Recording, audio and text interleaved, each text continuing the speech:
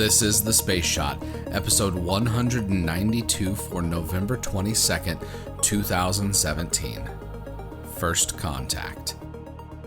Hey everyone, welcome to The Space Shot, your daily space history, pop culture, and news fix. I'm John Molnix.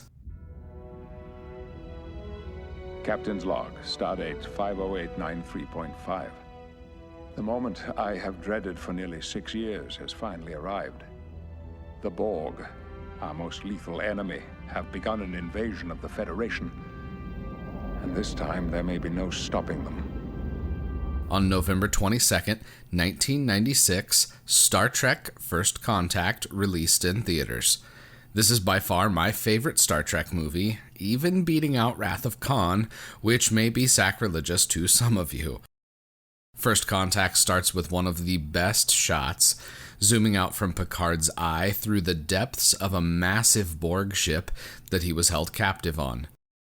In The Next Generation, Picard is captured and assimilated by the Borg, losing his individuality while simultaneously giving up the secrets that he held as a captain. We are the Borg. Lower your shields and surrender your ships. We will add your biological and technological distinctiveness to our own. Your culture will adapt to service us. Resistance is futile. All units, open fire. Remodulate shield. First Contact starts out with a renewed Borg invasion and an attack in orbit around Earth. The movie moves forward quickly, with the Borg going back in time to prevent humans from making first contact with an alien species, effectively cutting us off from advancing off of our home planet. They're creating a temporal vortex. Time travel.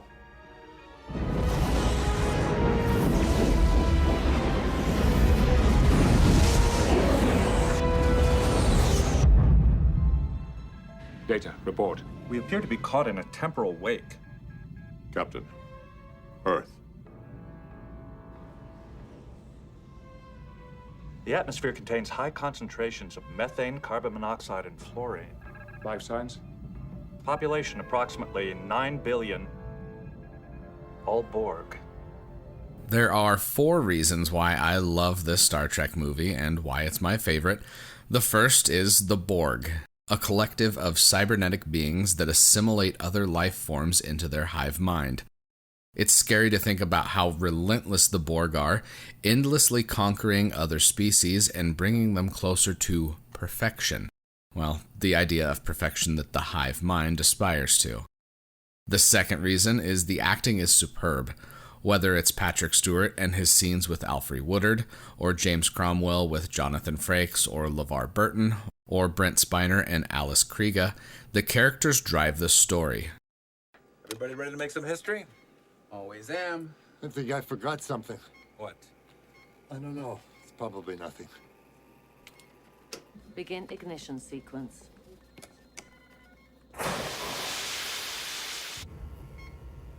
$20. Oh, God. 19. Now I remember. 18. What? Where is it? 17. What? 16. We can't lift off without it. 15, Jordy, we've got to abort. 14. No! No, wait, I 13, found it! 12. 11. 10. 9. 8. Let's 7, rock and roll! 6.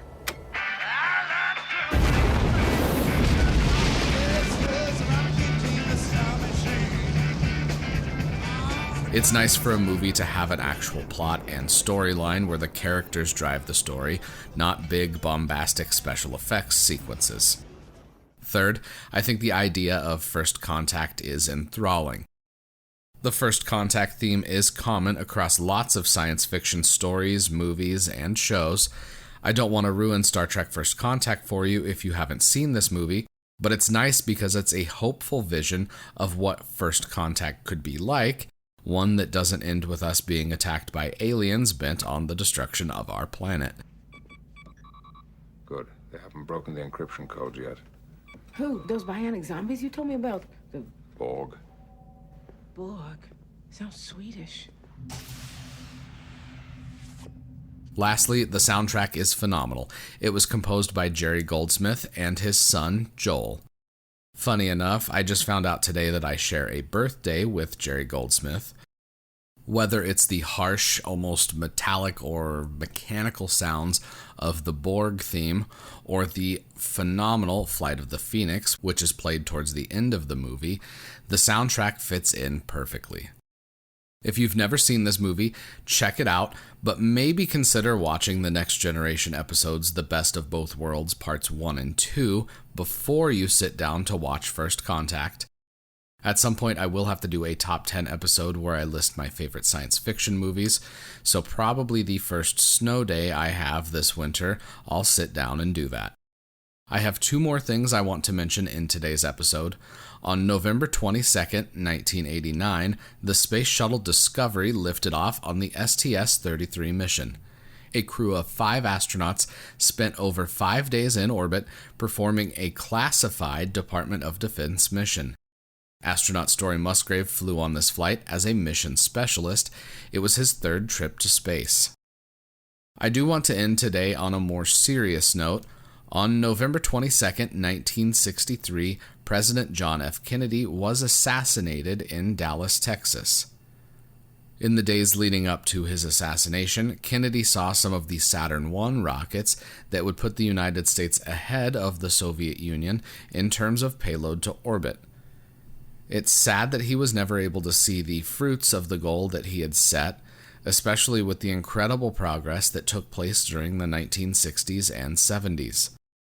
Let's listen to his closing remarks on space from his special message to Congress on urgent national needs. It is a most important decision that we make as a nation. But all of you have lived through the last 4 years and have seen the significance of space and the adventures in space. And no one can predict with certainty what the ultimate meaning will be of mastery of space. I believe we should go to the moon, but I think every citizen of this country, as well as the members of the Congress, should consider the matter carefully in making their judgment, to which we've given attention over many weeks and months, because it is a heavy burden, and there is no sense in agreeing or desiring that the United States take an affirmative position in outer space unless we are prepared to do the work and bear the burdens to make it successful. If we are not, we should decide today and this year.